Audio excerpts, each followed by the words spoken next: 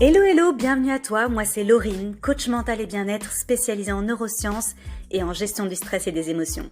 Je te retrouve ici chaque semaine pour t'inspirer et te faire réfléchir autrement à ton épanouissement.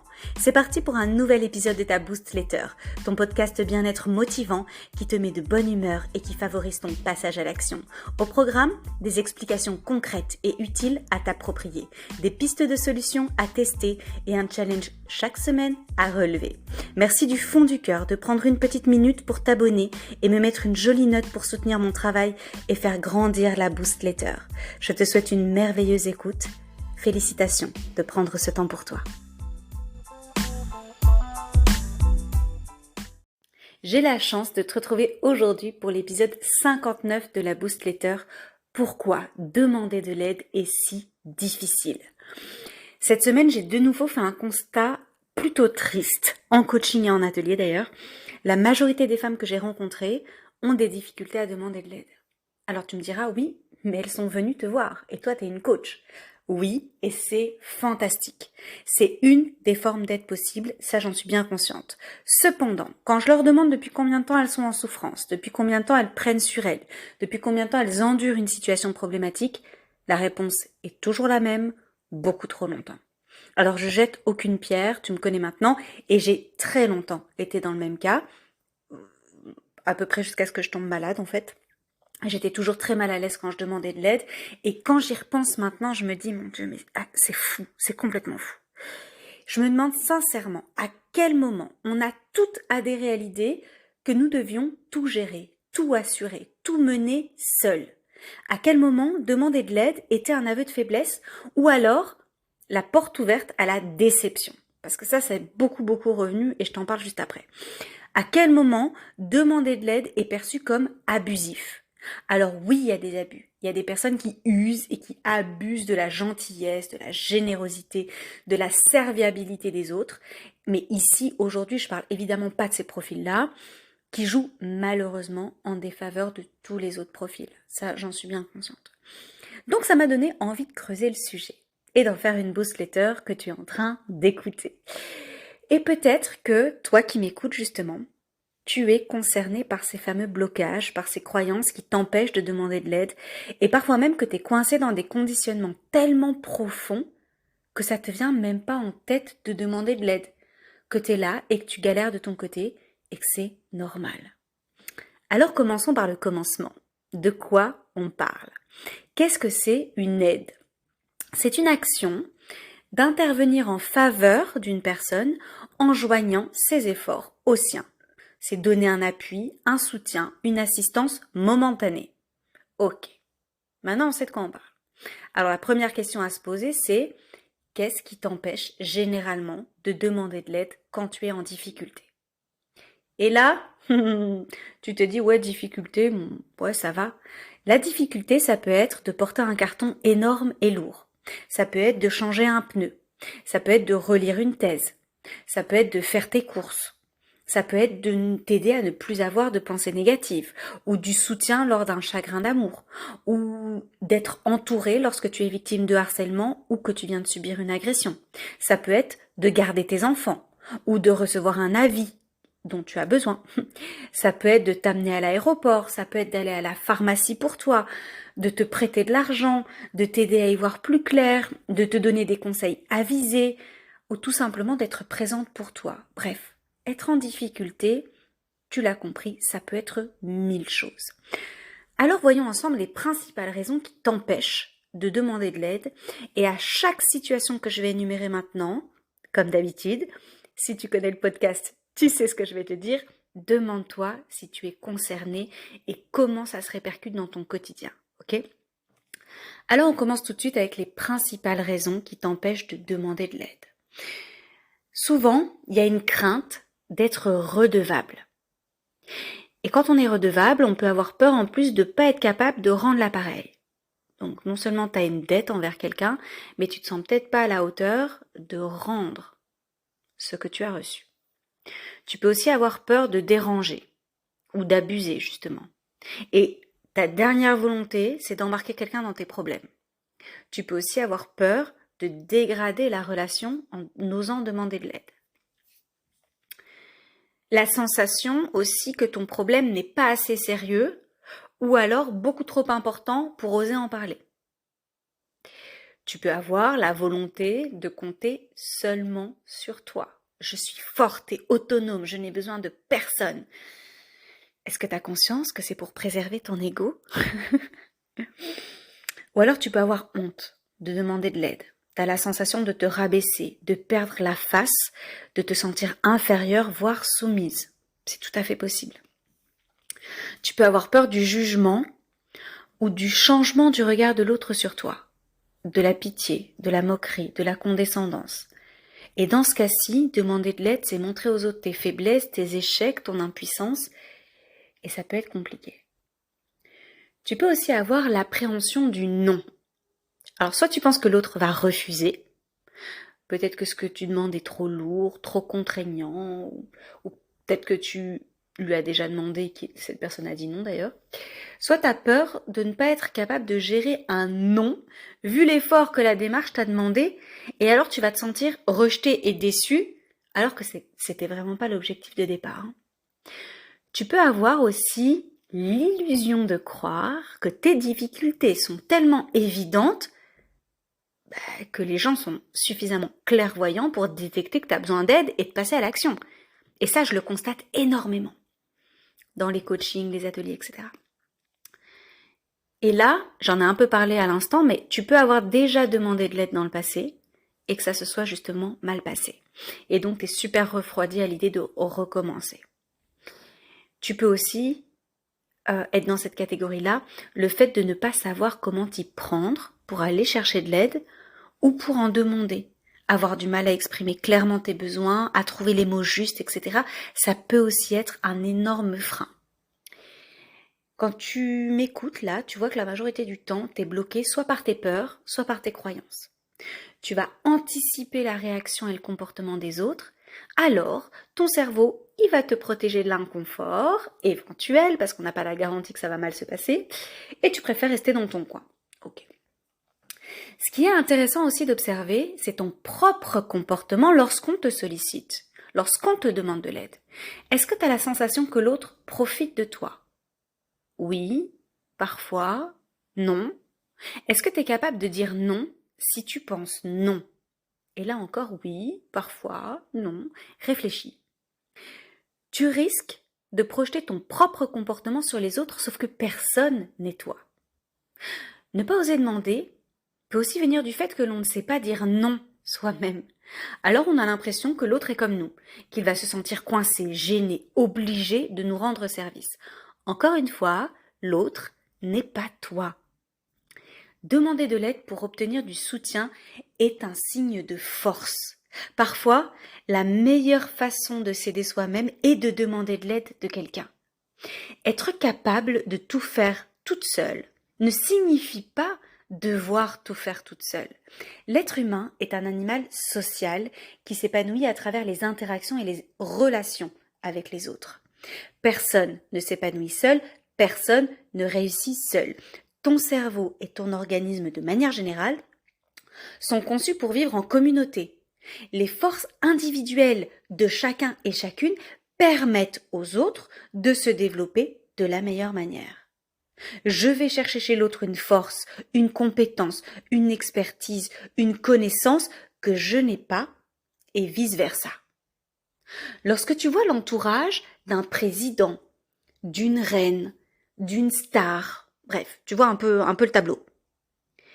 T'es pas surprise qu'une équipe entière soit là pour s'occuper de 1000 choses à la place de la personne, à la place du président, à la place de la reine, à la place de la star.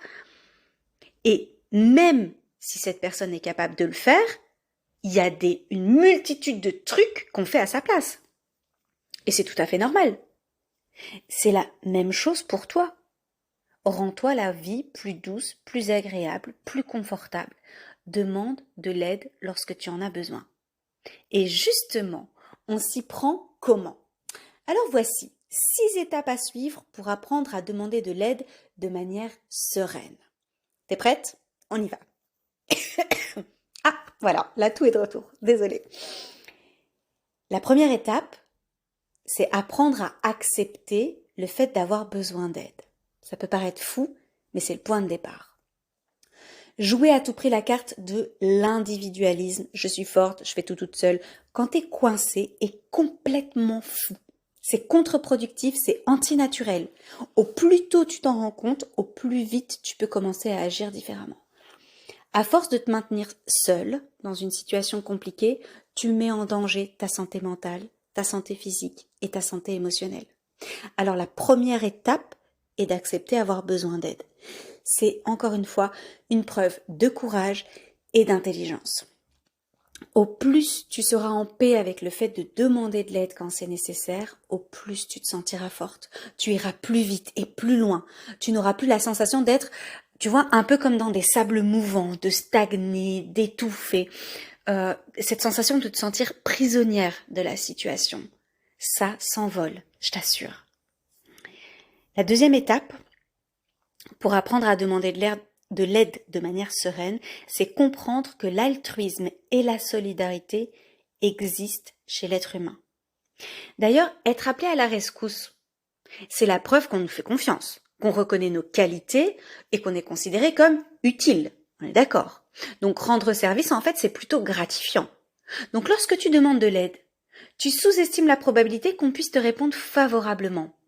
Garde en tête que l'altruisme est une valeur forte chez l'être humain.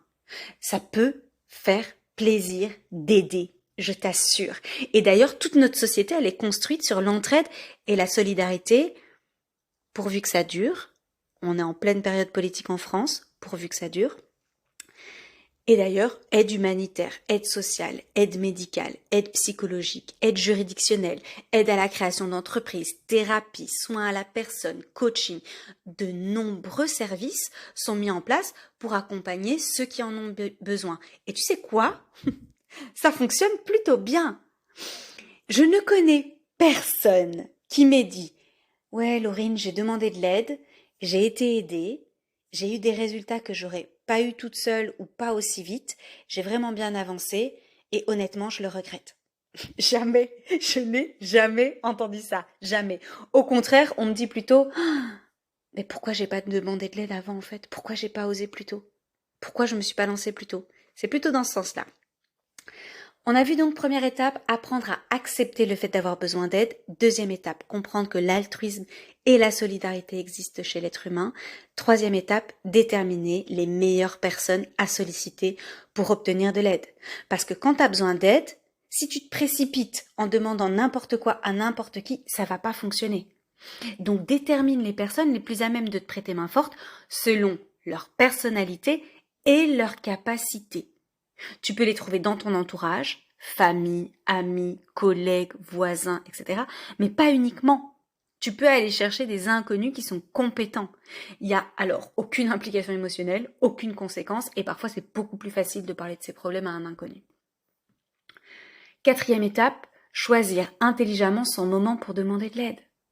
Si tu veux obtenir de l'aide, mets toutes les chances de ton côté et trouve le bon moment pour le faire. Interpeller une personne qui est occupée ou pressée est toujours une mauvaise idée. Alors ça, on arrête, parce qu'en fait, son attention est déjà prise, tu vas la déranger, le cerveau va prendre ça plutôt comme un parasitage. Ça se dit ça, parasitage? Comme un parasite. Et en fonction de la maturité émotionnelle de la personne, elle pourra, te dire oui sans prendre conscience de son engagement, ok, dans le meilleur des cas, ou alors t'envoyer gentiment balader. Donc avant de solliciter quelqu'un, tu t'assures que vous êtes toutes les deux disponibles mentalement et physiquement, que vous avez le temps de vous écouter, de vous poser des questions si c'est nécessaire, tu laisses tomber les demandes à la va-vite sur un coin de table. Et si vous n'êtes pas disponible, soit vous bloquez un créneau commun qui convient à tout le monde, soit tu te tournes vers quelqu'un d'autre, tout simplement. Et alors là, je te mets un petit warning. Attention à l'auto-sabotage. Obtenir un non est facile si tu crées toutes les circonstances favorables au refus. Ok? Donc si tu fais exprès de pas aller voir les bonnes personnes, de pas demander de l'aide au bon moment, etc., forcément, tu auras un non. Cinquième étape, formuler sa demande de manière claire, précise et positive. Je ne le dirai jamais assez. Au plus plus ta communication est précise, au plus tu obtiens ce que tu veux. Et ça marche aussi pour ton langage interne. Fais attention à ce que tu dis, aux mots que tu emploies, aux formulations. Sois ta meilleure amie et fais la même chose pour ta communication externe. Que tu aies besoin d'un conseil, d'un service, d'un coup de pouce ou d'un soutien moral, ne tourne pas autour du pot.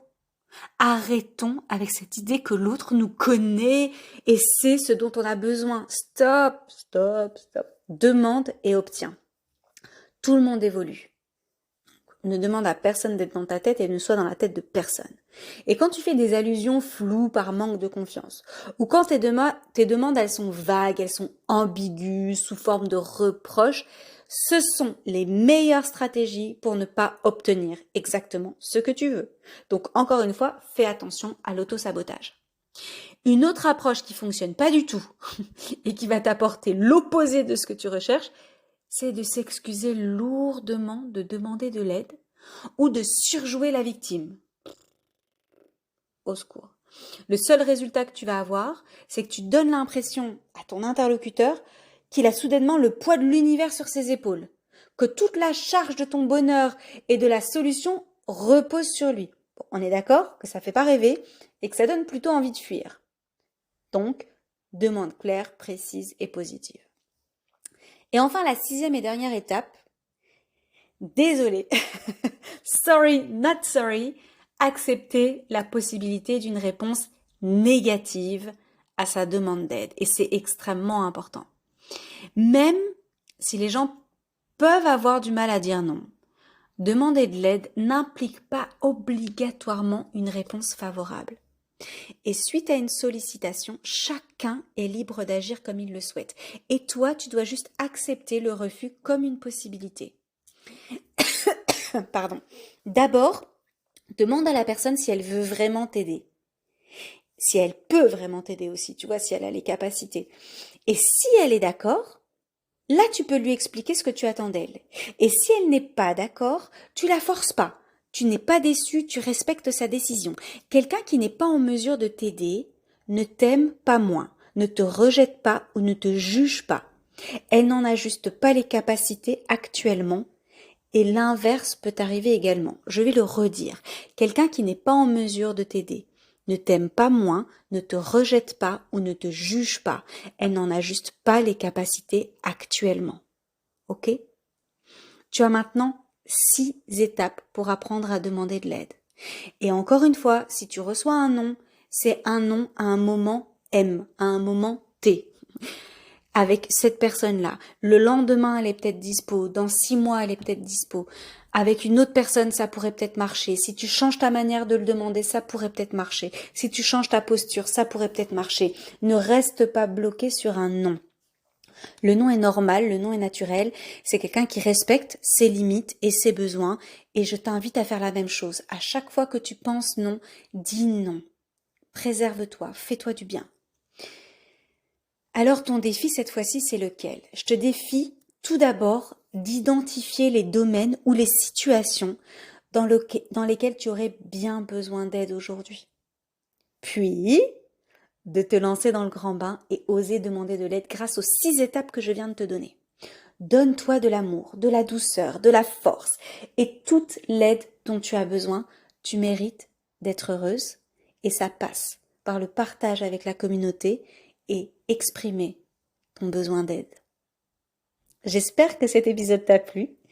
Si c'est le cas, je t'invite à le partager à tout ton monde. Il peut être justement d'une grande aide pour des personnes et tu ne peux pas imaginer à quel point certaines personnes de ton entourage sont en train de traverser des moments difficiles. Si l'épisode t'a plu, que le podcast te plaît, je t'invite vraiment à t'abonner, à me mettre une jolie note. Ça soutient mon travail, ça me permet d'être plus visible et d'aider à nouveau un maximum de personnes. Ça me permet aussi de garder ce podcast complètement gratuit malgré les heures de travail et de recherche qui sont derrière. C'est un pur plaisir pour moi.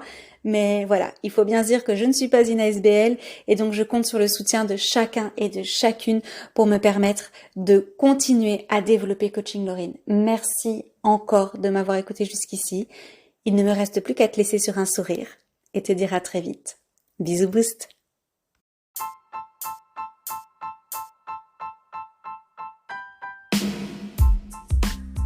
L'épisode est terminé, merci de l'avoir écouté jusqu'au bout. Es-tu prête à relever le challenge du jour ? À toi de jouer. Et n'oublie pas de me mettre une jolie note pour soutenir mon travail et faire vivre mon podcast. Partage-le à tout ton monde. Tu n'imagines pas à quel point il peut être utile pour un de tes proches. Toute mon actualité se trouve sur mon site internet coachinglorine.com. J'ai hâte de te retrouver la semaine prochaine. Je te souhaite une belle nuit ou une magnifique journée. Prends soin de toi. À très vite.